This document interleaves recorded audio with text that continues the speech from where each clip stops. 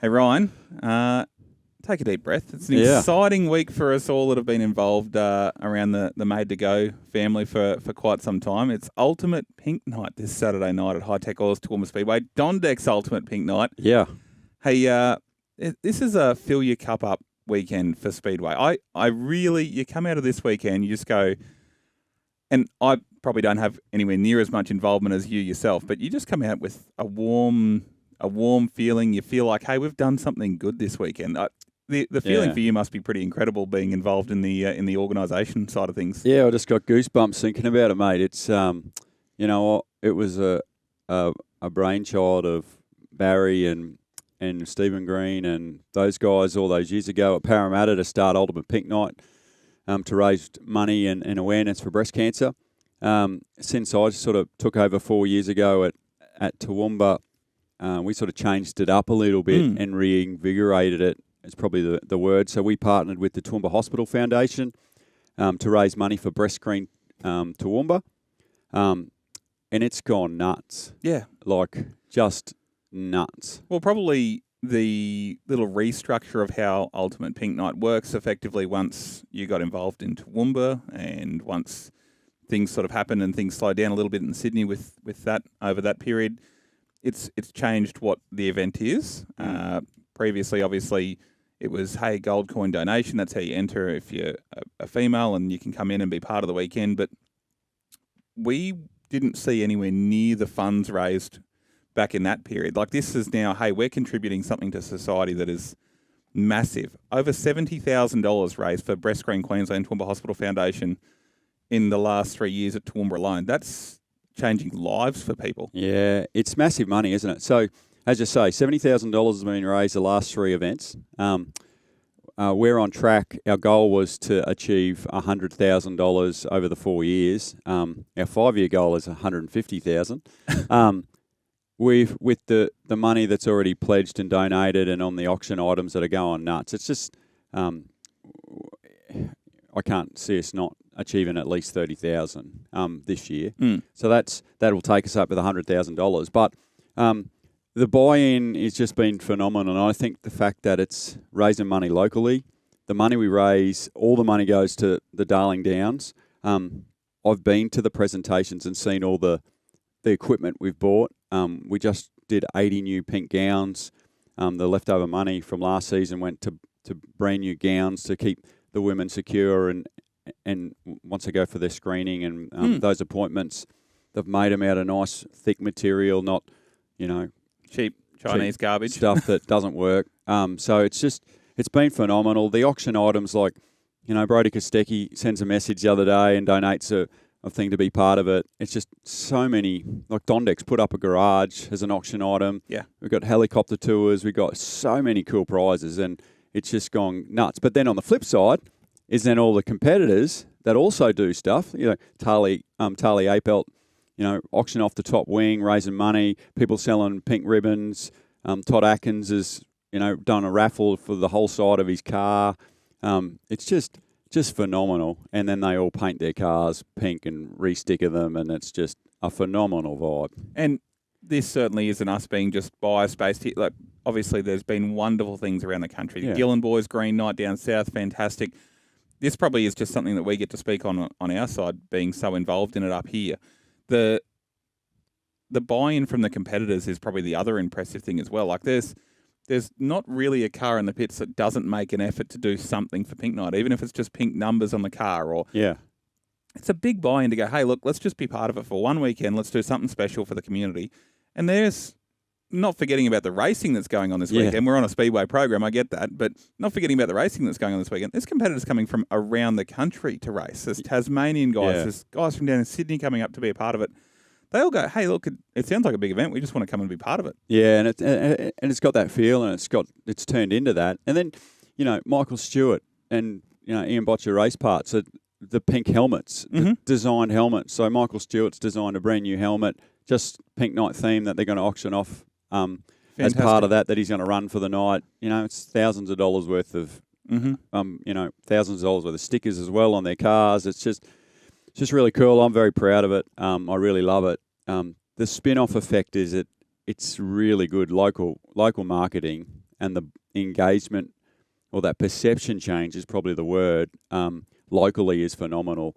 All of a sudden we go from, we're just a speedway out at Charlton, west of Toowoomba, to everyone in town is talking about it. The place will be packed. We've got, various news outlets and things all keen to talk to us about the event and cover it, which has just been really cool. So, and that's not to say that any other speedway around the country can't model themselves off this and do something for their own local community as well.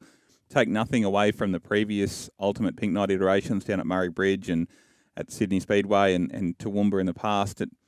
Just the fact that it's a bit more local centric means you have so much buy-in from the local community to want to come out and be part of it. And the flip side of that is you might get families that come out, they go, I've heard about this. It's raising money for this weekend. We'll come out and be part of it. All of a sudden you're growing your sport in your community again. It's great to get that local buy-in. You get local radio stations calling you all week and go, hey, look, what are you doing for the local community? That's fantastic. So it's getting some buy-in from the community when you're contributing something back to it. So it's not just a selfless thing on your side as well. It's great for the sport to go, hey, we're getting more people involved because we're doing something for our local community. Yeah, it is. And I would encourage all the tracks out there to find something that makes the community, their local community, tick and get after it, because it is, it's a great marketing tool for us, but bigger than that, we're racing for a cause and we're racing for a real reason. And it's not just another race meeting. No, we're making a difference, and that's the big thing. You just, these last couple of weeks, I've had so many stories from so many people, and you just don't realise how much breast cancer affects so many people. So, it's just phenomenal to hear those stories and hear those journeys that people have been through, and we're trying to make a difference. And you don't have too many speedway teams, families, drivers, etc., that don't have a mum or a wife or a sister or someone that's had to go through something. It's something that's all close to everyone's hearts, basically. So, long story short, it's a fill your cup up moment, probably for yourself, but both for the drivers, for the people on the hill, they all get to feel like they're part of something for the weekend. The other thing to touch on is, holy smokes, it's another round of the Ultimate Sprint Car Championship, and there's 40-plus drivers in February. Where do they all come from? I know, it's nuts. Everyone has been exhausted. They've been racing all over the country. We've seen the Southern Swing. We've seen the Western Swing. There's 4 teams that are travelling back from Perth on Saturday night to race at Toowoomba the following Saturday night. It's a lot of Ks in 7 days, and they're going to come back and big effort, especially for you look at the Salah Motorsport team.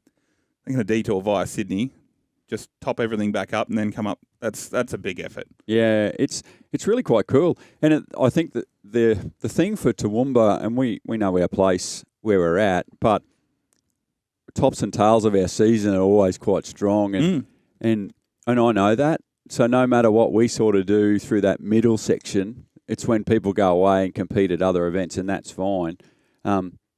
September through to November, we're really solid. All the superstars from locally are always around. That's fantastic. We lose some of them over that summer break, which is fine. But then February through to April, we fill back up and we have some rock star race meetings. And, the postponed red hot shootout for New Trend Quality Homes coming up on the 11th and 12th of April is shaping up to be ginormous. It'll be decent. Yeah, it will be. And it could be anything on early indications. So it's quite cool to be able to track 4410 sprint cars or 44, and there's still people messaging. Who knows what that end number looks like? And they're going to come and put on an excellent show. Like, sprint cars haven't raced here since the twin feature night on the 4th of January, given Red Hot got rained out. That was the night Lockie come from 20th to win. Racetrack's been in a 20-lap feature, mind you. In a 20-lap feature. Racetrack's been pretty handy. Fantastic field of cars. Excited to see, sprint cars at home again, because it feels like months, but it hasn't. But 4th of January, what are we? So 6 weeks. It's not the end of the world. But the town's got that buzz about it. It's electric. It's a big field. It's a quality field. Lockie has had a horror run just with mechanical issues. It's just been unprecedented. It was so strong. He's been so fast everywhere he's been. Look at the last 4 Australian sprint car titles. He led 30 out of 35 laps at Archerfield. What did he run second? 1-1, won and then got second again in the last 4 Australian Sprint Car titles. Not bad. That's pretty impressive. The guy's a superstar. So he comes home and will be ready on familiar dirt to put on a show. Luke Oldfield, I know He'll be looking for a change of fortunes. back in the 17 car, be unbelievable. Ryan Newton, he's a great story. Jai Corbett's made a chassis change for this week. You know, they've been disappointed with spoke to Jai at length the other night. He's been disappointed with his summer, how he's been going. Going to change it up, really keen. They're coming to practice on Friday night to dial the car in and lock himself back in. Michael Stewart's been phenomenal, but just in the last little bit, a bit unlucky with things. A lot of stories. Harry Stewart back from the Chili Bowl, been electric all summer.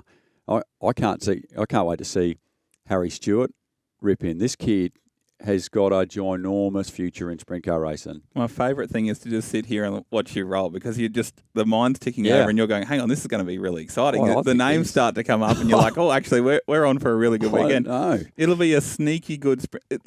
We all talk about, hey, the summer's over. We're still in summer. This is still a sneaky good weekend for sprint car racing in summer. Yeah. We touch off that. Of course, Ultimate Super Sedan Championship there, 24, 25 cars locked in for that. That's always good. Pink Knight, big numbers.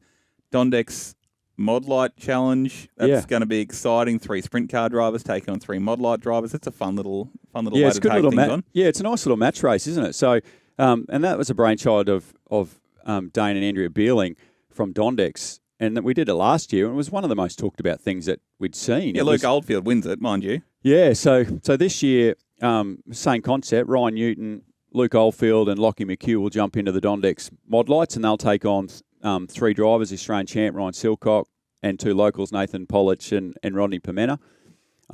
It's 3 match races. They all start when you add it all up, works the same. It's based on points. 3-4 lap races straight after opening ceremony. The winner with the person with the most points wins. And it's cool. And the pit's clear. Everyone wants to watch it because it's fun. And a fantastic initiative for Mod Lights because, hey, they're not everywhere in the country, but everyone's watching Pink Knight because there's 40 sprint cars there. And they all watch and they go, hang on, there's some sprint car drivers racing these things around. Let's have a quick look at them. Huge promotional, item, dare I say, promotional item of the year. But fantastic for Mod Lights. Like, for them to embrace it and get after it and promote it is what it's all about. It's just massive things to their division. So, anyway, Ultimate Pink Knight, I can't wait. I'm keen to see us hit that $100,000 for the 4 years. That's, makes me really proud, actually. So I'm excited. It's my boy's birthday. Harvey turned 7 on Pink Night, so that's going to be a heck of a party for Harvey. It will be a heck of a. Well, he does think that we've put a race meeting on, or birthday party race meeting on for him. It's going to be really cool this Saturday night. I reckon we'll probably see quite the packed hill at High Tech Oils Toowoomba Speedway. If you can't be there, you can join in on Clay Per View. We'll give you all the links to donate and get involved and all that sort of stuff. But we hope to see you there on the hill at High Tech Oils Toowoomba Speedway for Ultimate Pink Night this weekend.